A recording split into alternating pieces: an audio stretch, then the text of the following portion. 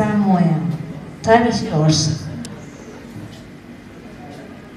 What you treat with devotion will grow.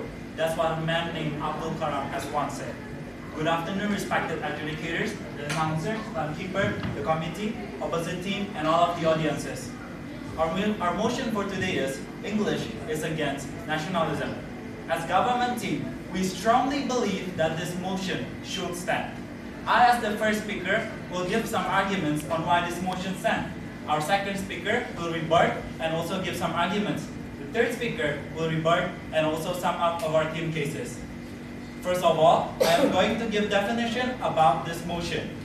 The definition here mentioned English, and the English mentioned here is an English as a first language to Indonesian citizens. And the word nationalism is loyalty and devotion to a nation. And the word against nationalism is when you exalt another nation or put another nation above your own nation. So we are talking how Indonesian children who made English as their first language will affect nationalism badly. My first argument is about devotion. Devotion is being dedicated and loyal towards something. How do you expect yourself to be loyal and show devotion when you can't even speak your own language? Language is a part of one's identity. If you look into identity factors, for example, hearing impaired or fully deaf, they have special ability to communicate with sign language. And sign language is a proof of their own identity because their community belongs to those who can speak sign language. So if they make English as their identity, it's saying that their community belongs to people who speak English. So it affects their devotion towards their own country because they put other countries' language above their own country language. There's a paradox in the practice of English teaching as a foreign language in Indonesia. When you learn a language, you have to learn the culture.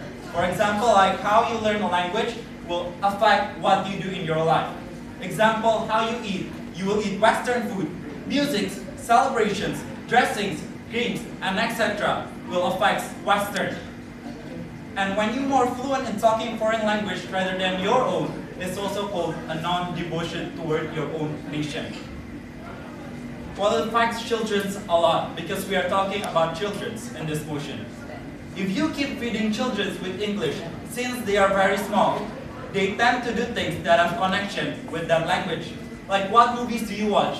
Like children nowadays watch movies from Netflix, and Netflix shows English movies, English language movies. And what kinds of food do you eat? You eat Western food. You eat a lot of food that belongs to Western. So it affects our culture. How do you promote nationalism when you keep doing things and buying things with connection of English? So when you speak English language in your daily life, you keep buying things belongs to English.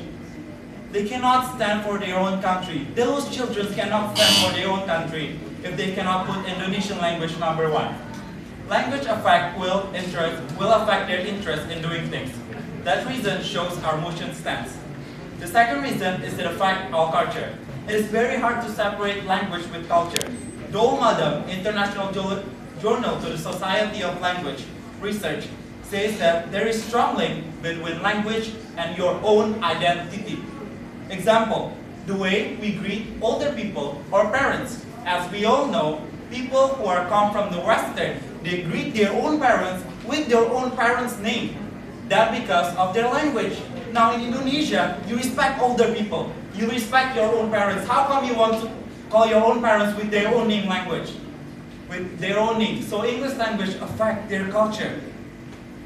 But we know that Asians really respect older people. So we should not use English language because it affects our nationalism. When you learn a culture from small, and to learn a culture, you need to be able to speak that language. So if since small you have been teaching English language, and when you want to learn Indonesian culture, you cannot learn it because you don't speak Indonesian. You keep speaking English, and you can't learn the culture. You will not have interest in Indonesian culture because your daily life is using English language. Your first language is English. You don't have interest in Indonesia. You don't have interest in Indonesian culture. Because you can't even speak the language. How will you learn the culture? The culture affects our own language. The culture included our own language.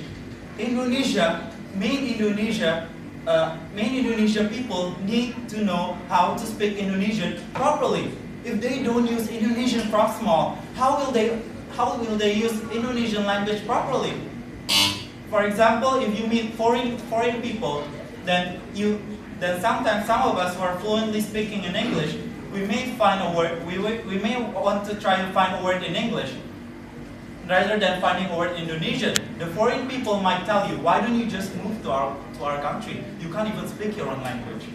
So what I'm saying is, by having English language as #1 in children's life will affect their devotion right now and in the future.